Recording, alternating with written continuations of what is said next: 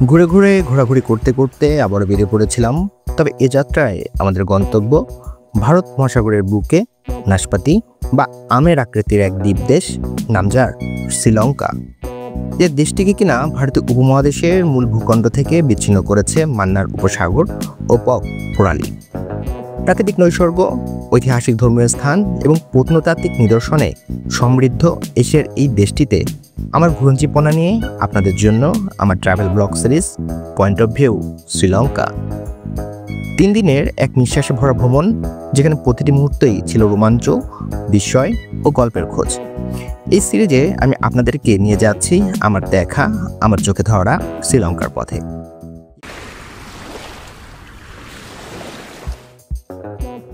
নানান কাজের চাপে দীর্ঘদিন কোথাও ঘুরতে যাওয়া হয় না। একের পর এক লম্বা ছুটি চলে যাচ্ছে, কিন্তু ব্যাটে বলে না মেলায় হচ্ছে না ঘোরাঘুরি।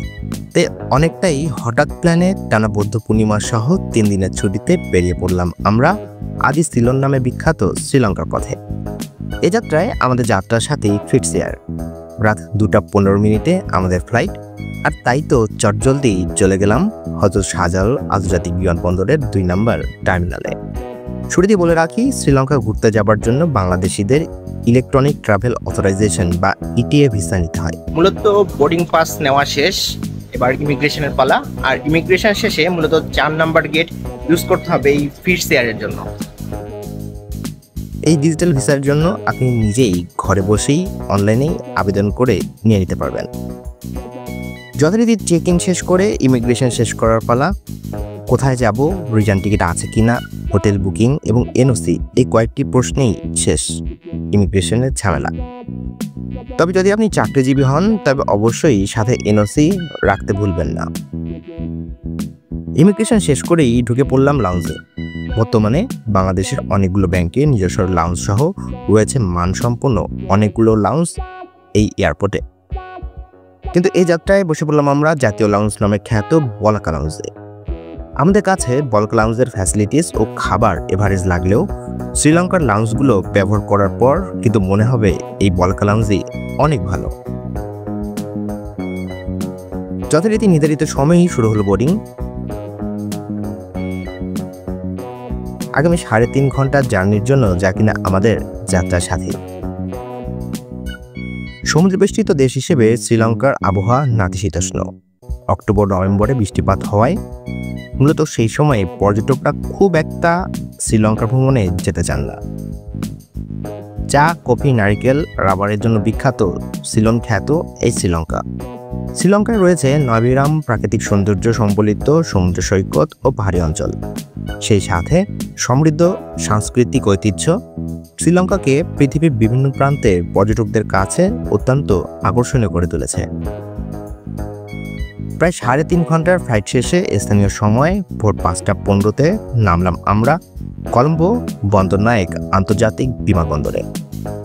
শ্রীলঙ্কা ভ্রমণের গুরুত্বপূর্ণ কয়েকটি ডকুমেন্টস হলো return ticket, ETA, hotel booking copy আর ট্যুরের ডিটেলস আইটিনারি জানা।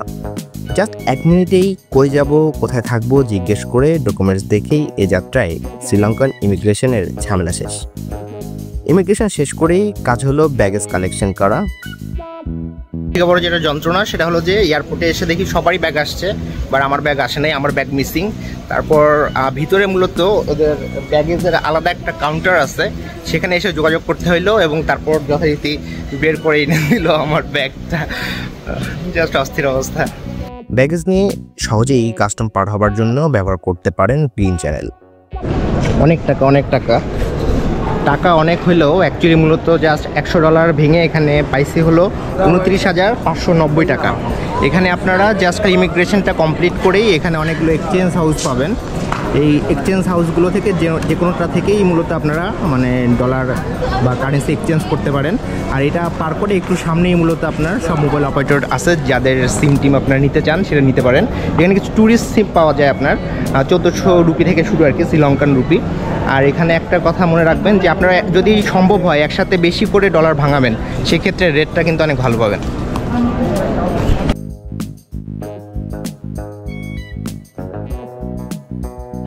এখানে একটা মজার কাজ করছি, সেই কাজটা হলো যে দেশ থেকে আসার পূর্বেই মূলত অনলাইনে অ্যাপ্লাই করা যায় সিমের জন্য আর কি, স্পেশালি ডায়ালগ সিমের ক্ষেত্রে।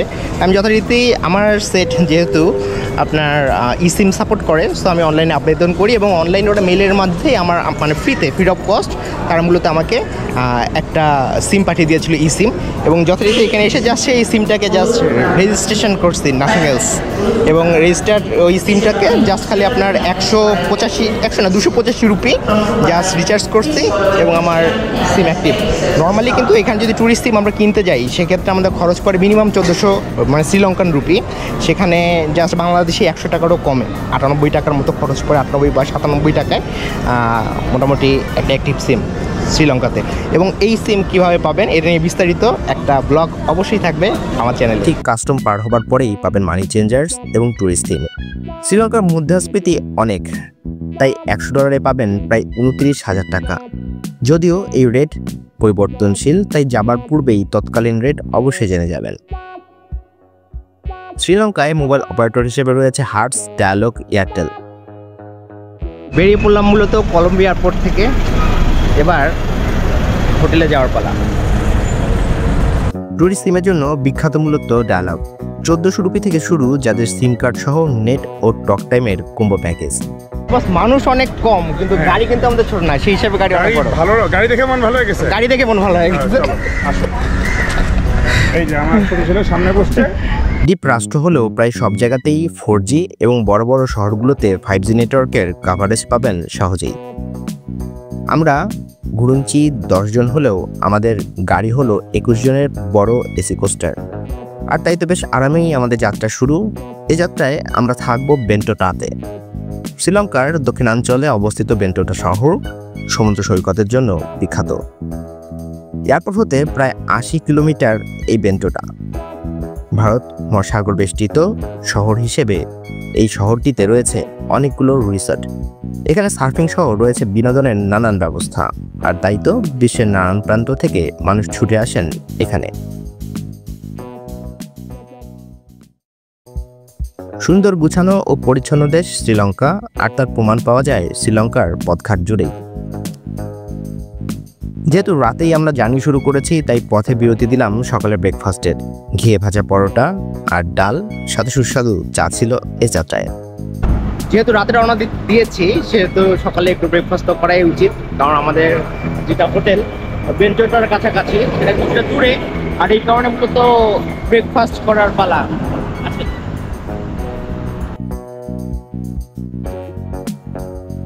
শ্রীলঙ্কা ট্রিপের সবথেকে বড় ফিল হওয়া সমস্যাটি হলো এখানকার রেস্টুরেন্টের অধিকাংশ কর্মী বোঝে না ইংলিশ ঠিক মতো, তাই তাদের বোঝানো বেশ কষ্টকর। 2 পিস পরোটা আর ডাল ও চায়ের দাম এখানে পড়েছিল আমাদের 1000 রুপি।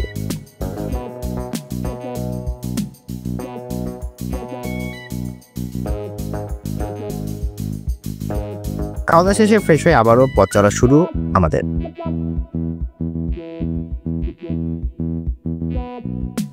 প্রায় 1.5 ঘন্টার জার্নি শেষে আমরা এসে পৌঁছালাম আমাদের জন্য নির্ধারিত রিসর্ট টুরা কালটারাতে।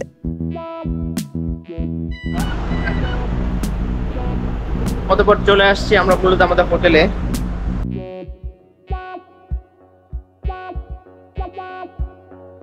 একদম সাগরের সাথে লাগোয়া 5 স্টার সমমানের যে রিসর্ট। প্রায় 6 একর জমির উপরে গড়ে উঠেছে এই হোটেল। এখানে রয়েছে সি ভিউ রুম, 2টি বড় সুইমিং পুল, বার, ক্লাব, স্পা, জিমনেশিয়াম, রয়েছে 2টো রেস্টুরেন্ট, 2টো বার সহ প্রায় 109টি রুম ও ভিলা। হোটেলে যাবার সাথে সাথেই চলে আসলো ওয়েলকাম ড্রিঙ্কস। এরপর সকল ফর্মালিটিস শেষ করে রুমে যাবার পালা। এই যাত্রায় আমার জন্য আছে টুইন বেডের সিফেস রুম।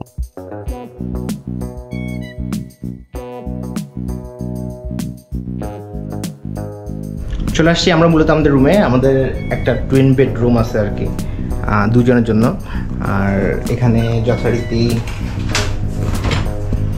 আলমিরা টেকবার হ্যাব, আর সিকিউরিটি লকার আছে পাশে, এখানে আছে লকার, আর ওয়াশরুম, একটা ডিভাইন আছে সাথে। আর সব থেকে বড় যেটা কথা সেটা হলো যে অসাধারণ একটা ভিউ আছে। এই যে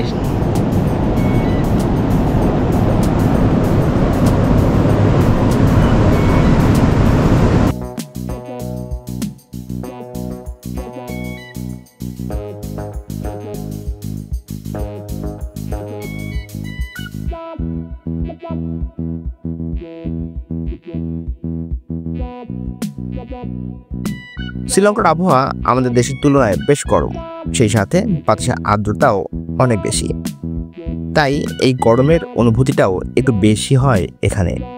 শ্রীলঙ্কা আসার পূর্বে সেই অনুযায়ী জামা কাপড় আনতে ভুলবেন না। সেই সাথে যদি চান তবে করতে পারবেন সার্ফিং এখানে। মূলত রুমে এসে বেরিয়ে পড়লাম হোটেলের চারপাশ এবং সেই সাথে ভারত মহাসাগরের পার ঘুরতে। আমাদের দেশের সাগরের তুলনায় এখানকার সাগর অনেক বেশি উত্তাল।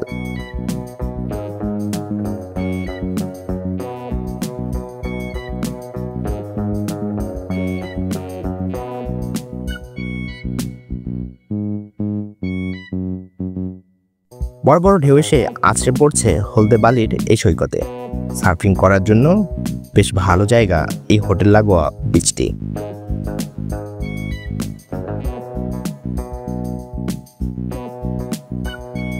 আজ শুক্রবার, আর তাই ভিন দেশের মসজিদে জুম্মার নামাজ আদায়ের লোভ সামলাতে না পেরে আমরা বেরিয়ে পড়লাম। শ্রীলঙ্কায় বৌদ্ধ, খ্রিস্টান ও মুসলমান সকল ধর্মের মানুষের রয়েছে আধিক্য, আর তাই পথে পথেই দেখা পাবেন অনেক মসজিদ, গির্জা ও প্যাগোডার। এই যাত্রায় টুকটুক নিয়ে ছুটলাম আমরা কালুটারা মুহিয়াদিন গ্র্যান্ড জুম্মা মসজিদে। একদম সাগরে কোল ঘেঁষেই নয়বিরাম যে মসজিদ।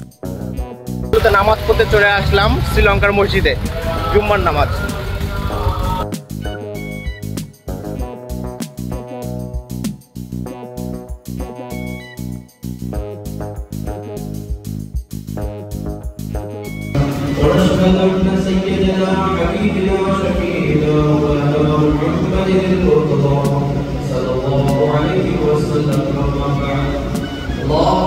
নামাজ পড়েই আবার ফিরতি পথ ধরা হোটেলের। এ যাত্রায় মসজিদে যাওয়া ও আসার টুকটুক ভাড়া পড়েছে প্রায় 1300 রুপি। শ্রীলঙ্কান রুপির মান কম থাকায় যা শুনতেও আসলে অনেক বেশি। হোটেলে ফিরে লাঞ্চ করতেই বসে পড়লাম তাদের বিখ্যাত পিঙ্ক লবস্টার সি ফুড রেস্টুরেন্টে। সি ফুড ফ্রাইড রাইস ছিল এ যাত্রায় আমাদের মেইন ফুড। শ্রীলঙ্কান খাবারের শুকনো মরিচ ও নারকেলের ব্যবহারের আধিক্য লক্ষণীয়, তবে স্বাদে কিন্তু তারা অসাধারণ। সারা রাত জেগে যেহেতু এসেছি আমরা, তাই দুপুরে খানিকটা রেস্ট নিয়ে বেরিয়ে পড়লাম শহর ঘুরতে। যে কোনো শহরটা জানার জন্য পায়ে হাঁটার আসলে কোনো বিকল্প নাই, আর ঠিক তাই এই বিকেলবেলা বেরিয়ে পড়ছে মূলত এই শহরটাকে একটু জানার জন্য। কলুচারা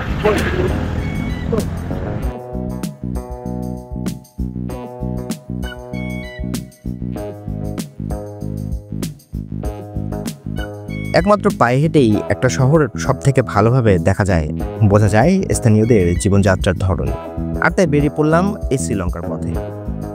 ঘুরতে ঘুরতে দেখা পেয়ে গেলাম কিলসের, যা কিনা আমাদের দেশের স্বপ্ন বা মিনাবাজারের মতন সুপার শপ, কিন্তু আকারে এটা আরও অনেক বড়। নিত্য প্রয়োজনীয় প্রায় সবকিছুই পাওয়া যায় এখানে। তাই খানিকটা কেনাকাটা শেষে আবারও বেরিয়ে পড়লাম। মোটামুটি স্টোরে যা তো চাপাতি ছিল সব শেষ, কিছু করার নাই। আমরা বাঙালিরা যেখানেই যাই সেখানেই হামলায় পড়ি এবং সবকিছু খালি করে ফেলি। পাগল জাতি আমরা, চা পাগল জাতি বলছে, ঠিক তাই। যেহেতু অলরেডি হয়ে গেছে রাত, তাই ঢুকে পড়লাম এখানকার বিখ্যাত সি ফুড রেস্টুরেন্ট সিশেলস রেস্টুরেন্টে। আমরা বাংলাদেশ থেকে এসেছি শুনেই রেস্টুরেন্টের ব্যাকগ্রাউন্ডে প্লে করলো বাংলাদেশি সব গান। খুব বেশি আধুনিকতার ছাপ না থাকলেও নানান দেশ থেকে আসা ফরেনারদের আনাগোনায় সবসময় মুখর থাকে এই রেস্টুরেন্ট। রাতে যথারীতি সি ফুড দিয়েই করে নিলাম ডিনার, অথবা বিখ্যাত সিলন মশলাটি। অসাধারণ! সত্যি জীবনটা সুন্দর যদি আপনি উপভোগ করতে পারেন। অতঃপর আরো রাত করে রুমে ফিরে আসলাম এবং ফ্রেশ হয়ে আবার বেরিয়ে পড়লাম বিচের ধারে। রাতে যেন আরো একটু বেশি সুন্দর এই টুরা কালুটারা হোটেলটি। আলো ছায়ার এক মায়াবী কম্বিনেশন, সেই সাথে পাশে সাগরের গর্জন, ঠান্ডা বাতাস আর আকাশ জুড়ের জ্যোৎস্না। অসাধারণ এক মায়াবী স্বর্গীয় পরিবেশ হয়তো একেই বলে। একসময় এই স্থান মশলা ব্যবসার কেন্দ্রবিন্দু হিসেবে পরিচিত ছিল, যা কিনা বিভিন্ন সময় পর্তুগিজ, ডাচ ও ব্রিটিশ দ্বারা হয়েছিল নিয়ন্ত্রিত। এই শহরটি বর্তমানে উন্নত ঝুড়ি এবং মাদুর এবং সবথেকে সুস্বাদু ম্যাঙ্গোস্টিনের জন্য বিখ্যাত। সাগর পাড়ে বসে থাকতে থাকতে কখন হয়ে গিয়েছে গভীর রাত খেয়ালই করিনি। ফ্রেন্ডস অ্যান্ড ফ্যামিলি নিয়ে ঘুরতে আসার জন্য নিঃসন্দেহে অসাধারণ এক জায়গা এই টুরা কালুটারা। ধীরে ধীরে রাত আরো গভীর হচ্ছে, এবার পালা সকাল হবার। ঘুরে ঘুরে ঘোরাঘুরি করতে করতে চলে এসেছি আমরা সিলন নামে বিখ্যাত দ্বীপদেশ শ্রীলঙ্কাতে। আজ শ্রীলঙ্কাতে আমাদের দ্বিতীয় দিন। আজকের দিনটি রেখেছি মূলত শ্রীলঙ্কার দক্ষিণ প্রদেশে বিখ্যাত সব স্থান ঘুরে বেড়ানোর জন্য। আজ মূলত দ্বিতীয় দিন আমাদের শ্রীলঙ্কাতে। আজকের ওয়েদারটা একটু আকাশ দেখবেন মেঘলা মেঘলা টাইপ, জানি না বাকি দিনে কি হবে। আজকে মূলত আমাদের গলে যাবার কথা, আমরা ব্রেকফাস্ট করে একটু পর বেরিয়ে পড়বো গলের উদ্দেশ্যে।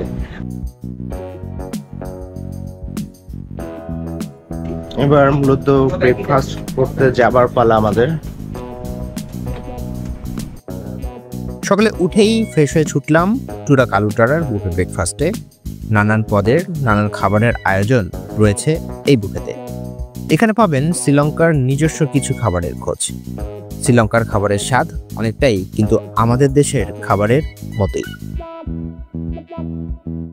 এবার মূলত বেরিয়ে পড়লাম, আমাদের অলরেডি কোস্টার চলে আসছে।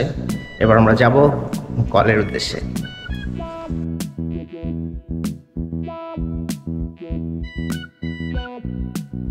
ব্রেকফাস্ট করে রেডি হতে না হতেই চলে আসলো আমাদের জন্য নির্ধারিত গাড়ি। শ্রীলঙ্কার ট্রিপের পুরো সময় জুড়ে আমাদের জন্য নির্ধারিত ছিল ট্যুরিস্ট বাস।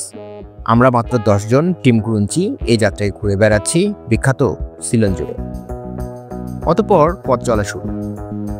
নানান শহর ও লোকালয় পেরিয়ে সাগরের পাড় ধরে ছুটে চলছি আমরা। একটা দেশের মানুষ ধ্যানে জ্ঞানে ও সভ্যতায় কতটা পরিপূর্ণ তার প্রমাণ পাওয়া যায় পরিষ্কার পরিচ্ছন্ন শহর ও পথঘাট থেকে। শ্রীলঙ্কার রাস্তাঘাটের কোথাও দেখতে পারবেন না পোস্টার বা ব্যানার ঝুলে আছে, অথচ আমাদের দেশের পথঘাটের কথা ভাবলেই কষ্ট লাগে। নিজেরাই যদি নিজেদের দেশকে গুছিয়ে না রাখি তবে রাখবে কে? প্রশ্ন রইল সবার কাছে। শ্রীলঙ্কার উপকূলীয় এই অঞ্চলটি ওয়ারডুয়া থেকে টিসাম হারামা পর্যন্ত বিস্তৃত। কালুটারা, বেডুয়ালা, বেন্টোটা, ডেডডুয়া, মাডুগঙ্গা, বালাপিটিয়া, হিক্কাডুয়ার মতো উপকূলীয় অঞ্চলগুলো নিয়েই মূলত এই অঞ্চল গঠিত। প্রথমেই আমরা বিরতি দিলাম মাডুগঙ্গা বোট সাফারির জন্য। বেডডোটা থেকে প্রায় 18 কিলোমিটারের পথ এই মাডুগঙ্গা বোট সাফারি।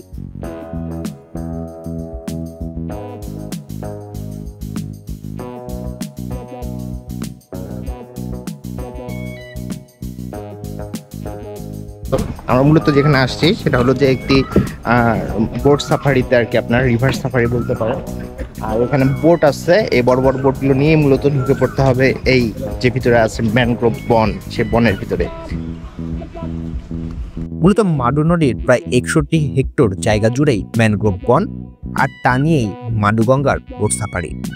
প্রায় 1.5 ঘন্টার এই বোট সাফারিতে ঘুরে দেখানো হয় 64টির মতো ছোট দ্বীপ।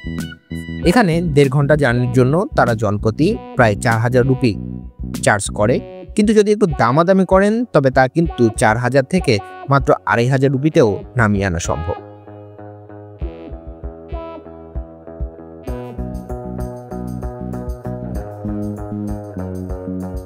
এই মাডুগঙ্গা রিভার সাফারিতে সোয়াম্প ফরেস্ট ঘোরার সাথে সাথে দেখা যায় দারুচিনির বন, সেই সাথে করা যায় ফিশ স্পা। নদীর ধারেই গড়ে ওঠা সুন্দর রেস্টুরেন্টগুলোতে দিতে পারেন খানিকটা কফির আড্ডা।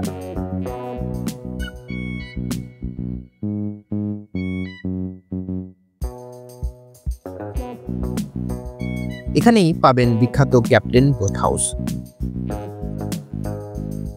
সুন্দর এক প্রাচীন জাহাজের জাদুঘর, যেখানে আছে কিনা শত শত বছরের পুরনো সব জাহাজের ব্যবহৃত জিনিসপত্র। যদি চান তবে এখানেও দিয়ে দিতে পারেন খানিকটা আড্ডা।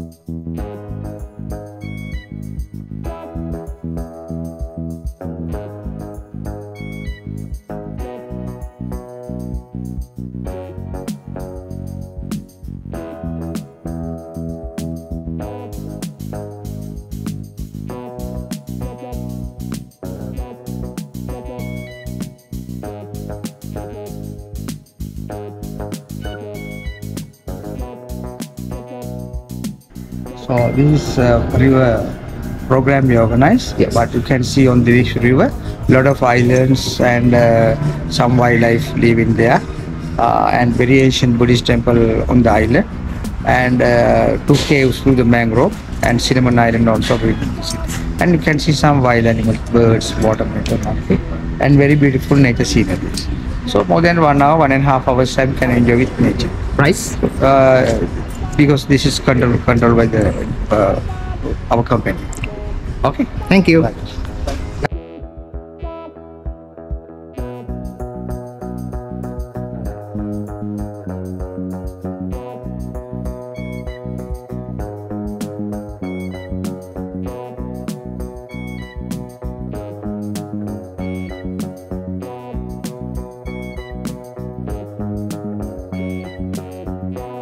শ্রীলঙ্কা মানেই যেমন চা তেমনি নারকেল, আর তাই শ্রীলঙ্কা এসে ডাবের পানি না খেলে যে শ্রীলঙ্কা ট্যুর অসম্পূর্ণই থেকে যাবে।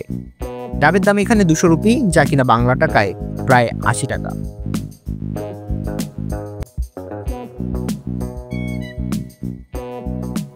ডাব খেয়ে আমাদের আবার পথ ধরা। এবার পরবর্তী গন্তব্য আমাদের টার্টেল বিচ।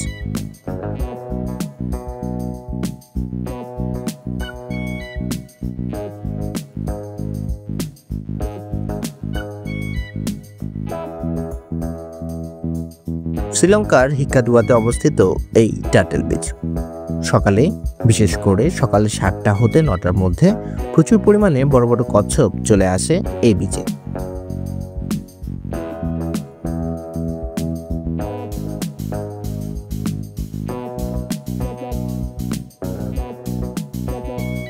তুলনামূলক ছোট্ট এই বিচটি সারা পৃথিবী থেকে আসা পর্যটকদের পদচারণায় থাকে মুখর সবসময়।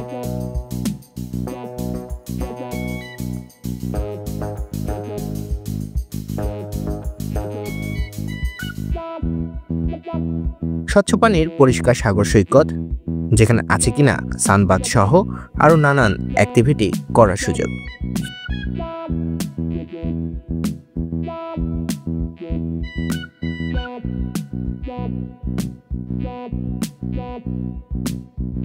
যেখানে কিনা পানিতে সাঁতার কাটতে পারবেন বড় বড় কচ্ছপের সাথেই। আর তাই তো শ্রীলঙ্কা ঘুরতে আসলে এই হিক্কাডুয়ার বিচকে মাস্ট ভিজিট প্লেস হিসেবে লিস্টে রাখতেই হবে।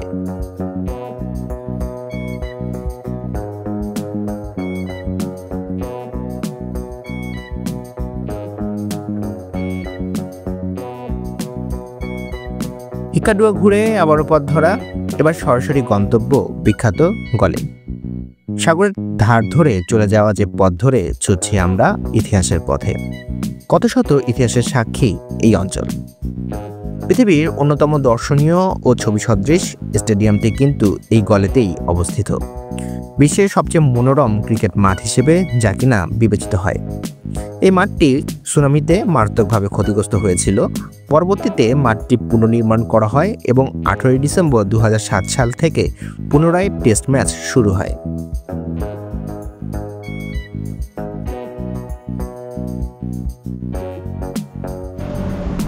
চলে আসছি গল্ফ ফোর্টে এবং গল্ফ যে লাইট হাউস সেটা প্রচুর গরম এদিকে। গলে গিয়েই সবার প্রথমে চোখ আটকে যাবে বিখ্যাত গল লাইট হাউসে। 1650 শতকের শেষের দিকে এই অঞ্চলে কর্মরত ডাচ মন্ত্রী ফিলিপাস বালডেউস তার বইয়ে গলে হারবার সম্পর্কে তার পর্যবেক্ষণের বিস্তারিত বর্ণনা করেছিলেন। তিনি বলেন যে প্রাচীরের উপর একটি লোহার কামান স্থাপন করা হয়েছিল এবং সমুদ্রপৃষ্ঠ থেকে 28 ফুট উঁচু পাথরের উপর নাবিকদের পথ দেখানোর জন্য একটি লণ্ঠন ছিল যা সমুদ্রে বেরিয়ে এসেছিল। মূলত তার সেই লেখা থেকেই বোঝা যায় গলে লাইট হাউস কতটা প্রাচীন।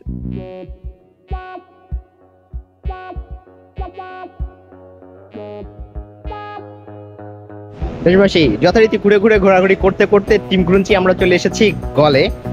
গলের সেই বিখ্যাত লাইট হাউস এই মুহূর্তে ঠিক আমার পেছনে, আর গলের সি বিচ ঠিক এর সামনে।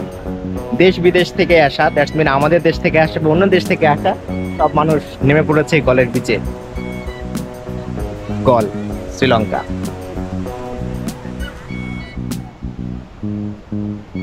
কলম্বো থেকে 119 কিলোমিটার দক্ষিণ পূর্বাংশে এই গলে শহরের অবস্থান। শহরটি শ্রীলঙ্কার দক্ষিণ অঞ্চলীয় প্রদেশের প্রশাসনিক রাজধানী। 16 শতকে পর্তুগিজরা যখন এখানে আসে তখন এটি গিমাথিথা নামে পরিচিত ছিল। এর পূর্বে 14 শতকে বিখ্যাত পর্যটক ইবনে বতুতা এ শহরটিকে কালি নামে উল্লেখ করেছিলেন। মূলত হাঁটছি গলের রাস্তায়। ডাচ এরিয়া ছিল, ডাচদের সাজানো এখনো শহর এবং সকল স্থাপনা এখানে বর্তমান। শ্রীলঙ্কার ঔপনিবেশিক শাসনের গোড়াপত্তন হয়েছিল যেসব শহরে, সেগুলোর মধ্যে গল অন্যতম। গল ফোর্ট এখন ইউনেস্কো স্বীকৃত বিশ্ব ঐতিহ্যের অংশ। এই শহরের সর্বত্র ইউরোপীয় স্থাপত্য কলার উপস্থিতি সহজেই চোখে পড়বে। এই শহরটি প্রথম প্রতিষ্ঠা করেছিল পর্তুগিজরা, পরবর্তী ডাচ ও ব্রিটিশদের হাতে ছিল এর নিয়ন্ত্রণ।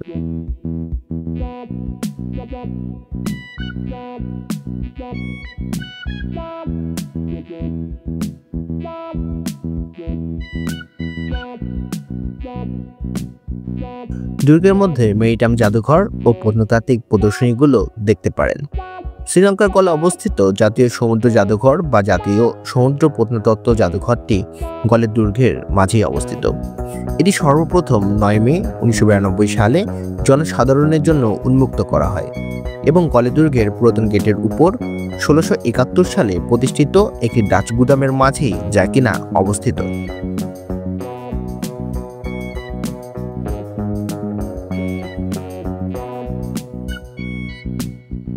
ডাচ রিফর্ম চার্চে যদি ঘুরতে ঘুরতে ঢুকে পড়েন তবে দেখতে পাবেন তার মেঝে জুড়েই ছড়িয়ে ছিটিয়ে আছে কত শত প্রাচীন কবর। হঠাৎ করেই আমার চোখ আটকে গেল 179 বছরের পুরনো একটি এপিটাফে, এডমান্ড বাকলসের, যিনি কিনা বেন্টিক স্টিমারের বেঙ্গল রেজিমেন্টের ক্যাপ্টেন ছিলেন। 1846 সালে মাত্র 38 বছর 8 মাস বয়সে আমাদের তৎকালীন বাংলা থেকে ইংল্যান্ড যাওয়ার পথে তার মৃত্যু হয়েছিল এই গলে। তিনি সমাধিত আছেন এই ডাচ রিফর্ম চার্চেই। এই জায়গাটি মূলত গল ফোর্ট। এই গল ফোর্ট ইতিহাসের পাতা হতে উঠে আসা জীবন্ত এক স্থাপনা, যা প্রথমে 1588 সালে পর্তুগিজদের দ্বারা নির্মিত হয়েছিল। পরবর্তীতে 1649 সাল থেকে 17 শতক পর্যন্ত ডাচদের দ্বারা ব্যাপকভাবে সুরক্ষিত করা হয়েছিল। এটি মূলত একটি ঐতিহাসিক প্রত্নতাত্ত্বিক স্মৃতিস্তম্ভ।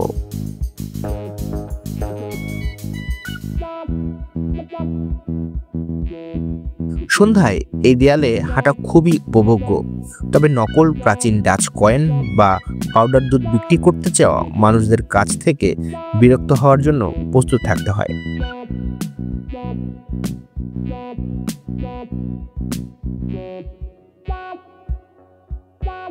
গল মূলত বিখ্যাত তার সাগর সৈকতের জন্য। স্বচ্ছ নীল পানির সৈকত এই গলের মূলত পুরোটা জুড়েই, যদি সব জায়গায় নামা যায় না পানিতে। আর তাই তো গলে ঘুরতে গেলে যদি পানিতে নামতে চান তবে নামতে পারেন লাইট হাউসের পাশের বিচে।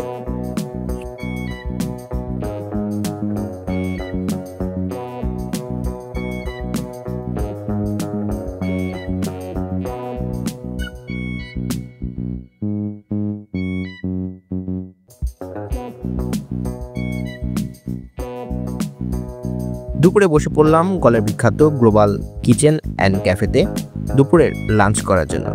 আমাদের এ যাত্রার লাঞ্চের আয়োজনে মাটন বিরিয়ানি। আর যাই হোক, এই প্রথম মনে হলো বিরিয়ানি খাবার জন্য বাংলাদেশই সেরা জায়গা।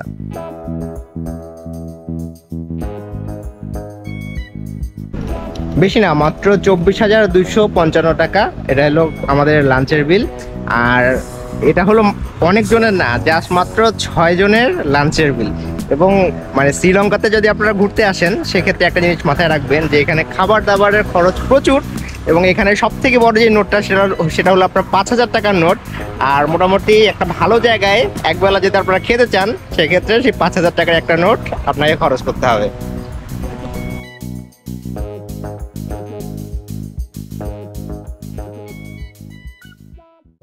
শত শত বছরের পুরনো ডাচদের বানানো এই শহরের পথ ধরে হাঁটছি আজ।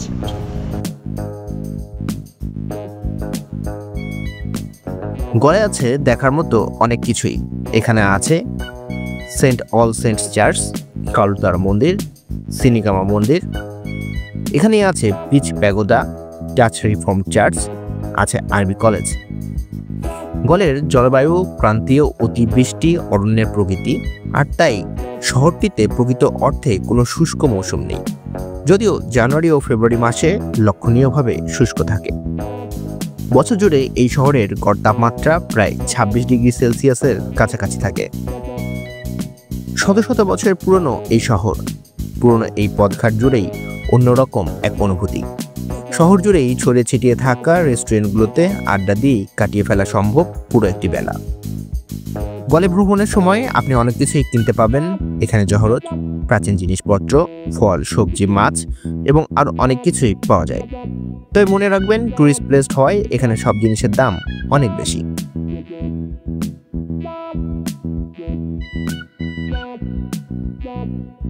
বেলা শেষ হয়ে আসছে, এবার ফিরতি পথ ধরার পালা। আমরা আবারও ফিরে চলছি কালুটারার পথে। শ্রীলঙ্কার এই অঞ্চল সাক্ষী হয়েছিল ভয়ঙ্কর সুনামির, যার ক্ষত আজও ছড়িয়ে ছিটিয়ে আছে উপকূলীয় অঞ্চল জুড়েই। অনেক মানুষ হারিয়েছিল প্রাণ, অনেকেই হারিয়েছিল সবটুকু সম্বল। সুন্দর এই সাগর পার ধরে ছুটতে ছুটতে আনমনে শোনা যায় সেই হাহাকার। দিনের আলো নিভে আসছে, এবার ঘরে ফেরার পালা। তারপর সারাদিনের ঘোরাঘুরি শেষে আমরা আবার ফিরে আসলাম হোটেলে। যখন আমরা হোটেলে ফিরে আসলাম তখন প্রায় রাত 9টা। অপূর্ব সুন্দর এক দেশ এই শ্রীলঙ্কা। সুন্দর দেশটির মানুষগুলো সুন্দর।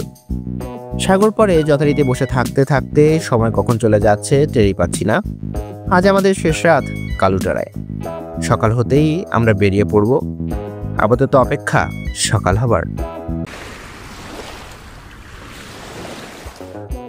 আজ মূলত তৃতীয় দিন আমাদের অসাধারণ শ্রীলঙ্কার নয়ভিরাম টুরা কালুটারাতে। আসসালামু আলাইকুম দেশবাসী, very good morning from Sri Lanka. আজ যথারীতি আমাদের তৃতীয় দিন এই শ্রীলঙ্কাতে। আর এই সাত সকালে উঠে বেরিয়ে পড়েছি মূলত ব্রেকফাস্ট করতে।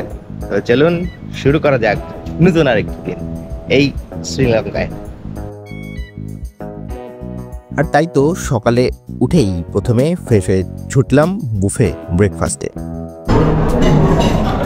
আজ যেহেতু এদের ছুটি আর এই কারণে মূলত আজকে প্রচুর ভিড় আমাদের এখানে, মানে বাফেট ব্রেকফাস্ট আজকে যদি দেখেন গতকালকে ছিল মোটামুটি খালি।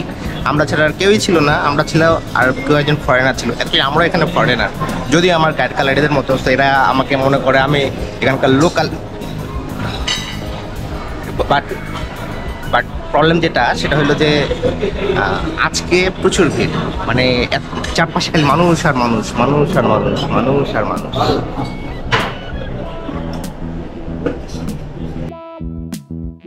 যেহেতু আজ স্থানীয় মানুষের আনাগোনা বেশি, তাই খাবারের আইটেমেও আজ স্থানীয় শ্রীলঙ্কান খাবারের আধিক্যতা বেশি। ব্রেকফাস্ট করেই উঠে শেষবারের মতো ছুটলাম আমাদের হোটেল সংলগ্ন ভারত মহাসাগরের সৈকতে।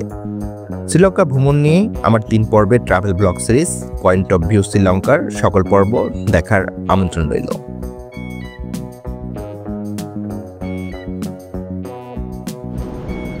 মূলত যেটা দেখতে পাচ্ছেন আপনারা, এটা হলো শ্রীলঙ্কান 5,000 টাকার নোট। এবং এখানকার শ্রীলঙ্কার হাইয়েস্ট বা সর্বোচ্চ মুদ্রা বলতে পারেন এটাই। 5,000 টাকার নোট নিয়ে শুধু একটু কথা বলি, এখানকার ইনফ্লেশন এতটাই বেশি। আমরা যেদিন এসেছিলাম আর কি মূলত সেখানে আমরা $100 পেয়েছিলাম হলো 29,900 সামথিং টাকা আর কি, প্রায় 30,000 টাকার মতো আর কি আমরা পেয়েছিলাম আর কি শ্রীলঙ্কান টাকায়। তবে শ্রীলঙ্কার একটা বিষয় আপনার মাথায় রাখতে হবে, এখানে খাবার দাবারের খরচ তুলনামূলক একটু বেশি আর কি। এখানে আপনার কোনো ভালো জায়গাতে যদি আপনি খেতে চান একবেলা, মোটামুটি মানে খুব আহামরি না, তাও আপনার কিন্তু মোটামুটি এরকম একটা নোট লাগবে। তো এই জিনিসটাই মাথায় রাখবেন শ্রীলঙ্কা ট্যুরের ক্ষেত্রে, যে এখানে কিন্তু মানে হয়তো স্বাভাবিকভাবে যদি দেখেন যে বাংলাদেশি টাকায় 12,500 টাকাতে আপনি প্রায় 30,000 টাকা পাচ্ছেন আর শ্রীলঙ্কাতে এসে, কিন্তু শ্রীলঙ্কার এই টাকার কিন্তু মান নেই। মূলত ব্যাগ বস্তা সব কিছু এবার গুছিয়ে ফেলার পালা। আর কিছুক্ষণ পরই আমরা এই টুরা কালুটারা থেকে বেরিয়ে পড়বো আমাদের রিসর্ট থেকে। আপাতত বিদায় কালুটারা।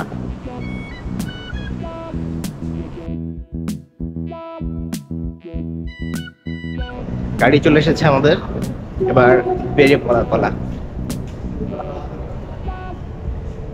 চেক আউট করে যথারীতি চড়ে বসলাম আমাদের জন্য নির্ধারিত কোস্টারে। এবার পথধারা কলম্বোর। কলম্বো হলো শ্রীলঙ্কার পশ্চিম উপকূলীয় একটি শহর, যা কিনা একই সাথে শ্রীলঙ্কার নির্বাহী ও বিচার বিভাগীয় রাজধানী ও প্রধান সমুদ্র বন্দর। যদিও প্রশাসনিক রাজধানীকে কলম্বো সংলগ্ন শ্রী জয়পুর বর্ধন কোর্ট শহরে ছড়িয়ে নেওয়া হয়েছে। কলম্বো শহরটির পূর্ব নাম ছিল কাত্তানতোত্তা, যার অর্থ কেলানি নদীর ফেরিঘাট। আরব বণিকরা এর বিকৃত নাম দেয় কালাম্বু। 1517 সালে পর্তুগিজেরা ক্রিস্টোফার কলম্বাসের সম্মানে শহরের নাম বদলে কলম্বো রাখেন।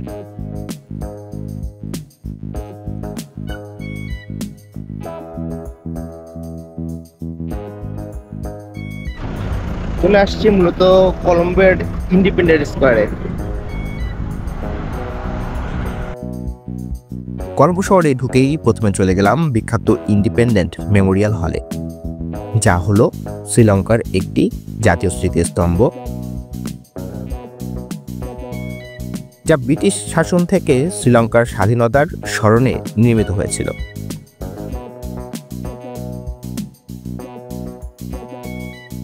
মূলত 1948 সালের 4 ফেব্রুয়ারি যে স্থানে গ্লুচেস্টারের ডিউক প্রিন্স হেনরি কর্তৃক প্রথম সংসদ উদ্বোধনের মাধ্যমে সাহিত্য শাসনের সূচনা উপলক্ষে আনুষ্ঠানিক অনুষ্ঠান অনুষ্ঠিত হয়েছিল, সেই স্থানেই এই স্মৃতিস্তম্ভটি নির্মাণ হয়েছে। মূলত আমাদের মতো ব্রিটিশ শাসনে থাকা শ্রীলঙ্কার, যার কিনা তৎকালীন নাম সিলন, আনুষ্ঠানিকভাবে ব্রিটেনের কাছ থেকে স্বাধীনতা অর্জন করে 4 ফেব্রুয়ারি 1948 সালে। মূলত কাছেই বিখ্যাত কলম্বো ক্রিকেট স্টেডিয়াম। 1945 সালে কলম্বো ওভাল নামে এই স্টেডিয়ামটি প্রতিষ্ঠা করা হয়েছিল।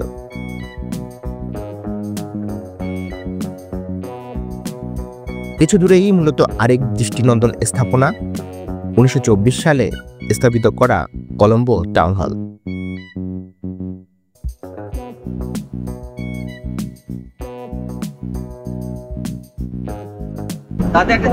চলে আসছি মূলত কলম্বো লোটাস টাওয়ারে। লোটাস টাওয়ার হলো শ্রীলঙ্কার কলম্বো শহরে অবস্থিত একটি টাওয়ার। বর্তমানে এটি দক্ষিণ এশিয়ার সর্বোচ্চ টাওয়ার। এই টাওয়ারটি প্রথমে নির্মাণের কথা ঠিক হয় পেলিয়াগোড়া নামক এলাকায়। পরে শ্রীলঙ্কার সরকার এটি কলম্বোতে নির্মাণের কথা বলে। 16 সেপ্টেম্বর 2019 সালে মূলত এটি উদ্বোধন করা হয়।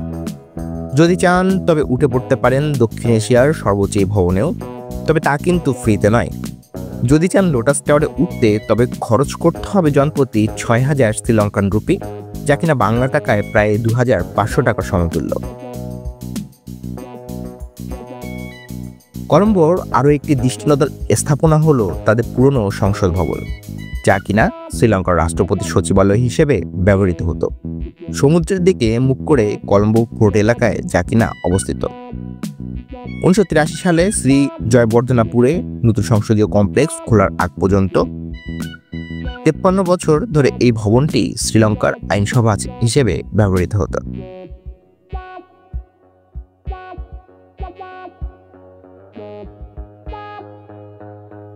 শ্রীলঙ্কার এই কলম্বো শহরের বিখ্যাত বিচ হল গলফেস বিচ, যা কিনা গলফেস গ্রিনের সাথে লাগোয়া।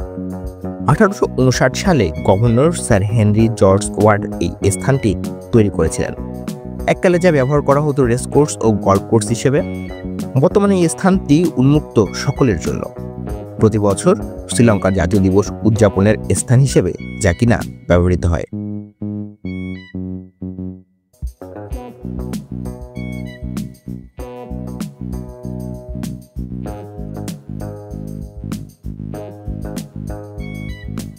এই স্ট্রিপের সীমানায় দুটি বড় হোটেল রয়েছে, সিলন ইন্টারকন্টিনেন্টাল হোটেল এবং অন্যটি গলফেস হোটেল। শ্রীলঙ্কার প্রাচীন ও সর্বাধিক জনপ্রিয় হোটেলগুলোর মধ্যে যা কিনা অন্যতম।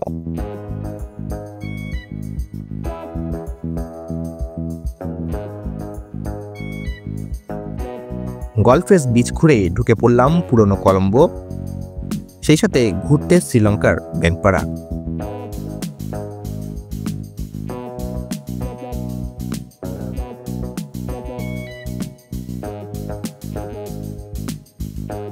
শ্রীলঙ্কার মন্ত্রী এমপিদের এলাকা পেরিয়ে ঢুকে পড়লাম পোর্ট এরিয়াতে।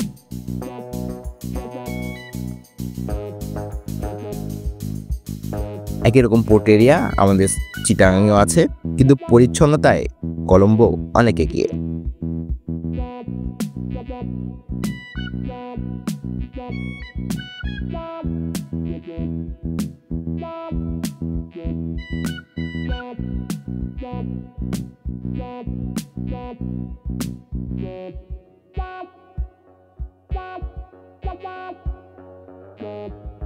মূলত যে জায়গাটাতে এই মুহূর্তে আমি হাঁটছি আর কি, এটাকে বলতে পারেন ব্যাংকপাড়া। আমাদের বাংলাদেশের ব্যাংকপাড়া যেমন মতিঝিল, ঠিক তেমনি এরিয়া এটা। এখানে মূলত সেন্ট্রাল ব্যাংক অফ সিলন সহ অন্য সকল ব্যাংকের হেড অফিস এখানে মূলত অবস্থিত।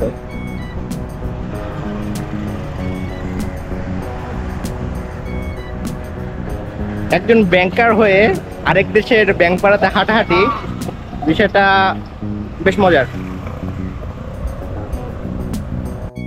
ওল্ড কলম্বো পোর্টের এই ইয়ার্ক রোড এরিয়াটি তুলনা করতে পারেন আমাদের দেশের মতিঝিলের সাথে। মতিঝিল যেমন বাংলাদেশের ব্যাংকিং খাত ও বাণিজ্যের কেন্দ্রবিন্দু, একই রকম শ্রীলঙ্কার কলম্বোর এই এরিয়াটি। কলম্বের পথে পথে মূলত হাঁটছি। এটা হলো পোর্ট এরিয়া এবং এই এলাকাটা কিন্তু মুসলিম অধ্যুষিত একটা এলাকা। আপনারা যারা চায়না মার্কেট খোঁজেন বিভিন্ন দেশে গেলে, এখানেও চাইনিজ স্ট্রিট আছে, সেখানে আসতে পারেন। ওই আমাদের নিউ মার্কেট টাইপ আর কি বিষয়টা।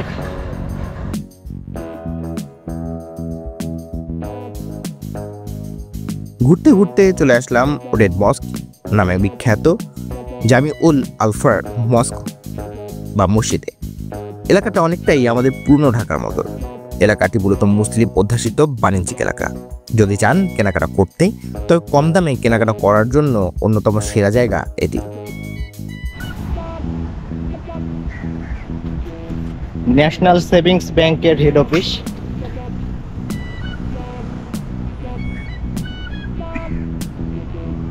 পুরনো স্থাপনা সব। আপাতত কাজ হচ্ছে চকলেট কেনা। দেশের বাইরে আসলে যে জিনিসটা সবসময় করতে হয়, এবারও তার ব্যতিক্রম না। তবে এবারকার অনুভূতিটা একটু ভিন্ন। আজকে মূলত ছুটির দিন, বন্ধের দিন। প্রথমত আজকে রবিবার, আর দ্বিতীয়ত বৌদ্ধ পূর্ণিমার ছুটি। এই কারণে পুরো শহর ফাঁকা মোটামুটি, যদিও এটা মূলত ব্যাংকপাড়া শ্রীলঙ্কার।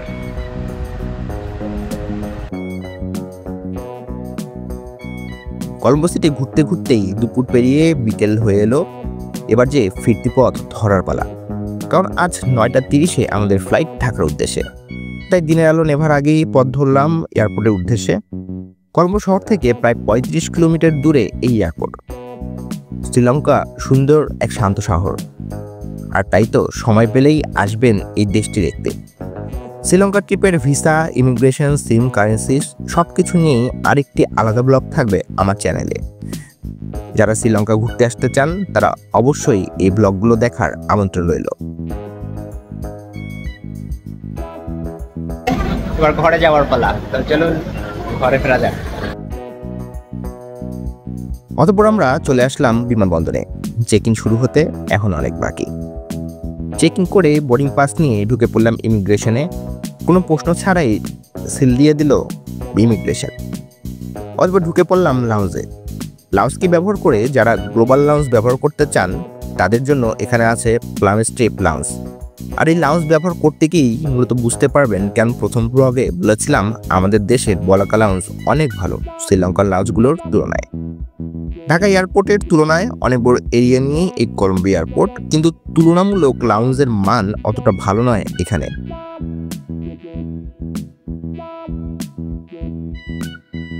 অতঃপর দেখতে দেখতে সময় হয়ে এলো আমাদের বিমানের, এবার যে ঘরে ফেরার পালা।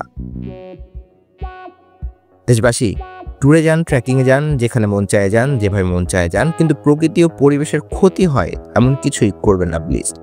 ভিন দেশে যখন যাবেন তখন মনে রাখবেন আমাদের দেশের প্রতিনিধিত্ব কিন্তু আপনিই করছেন। সবাই পেলে বেরিয়ে পড়ুন, ঘুরতে থাকুন, জানতে থাকুন, জানাতে থাকুন। Keep roaming.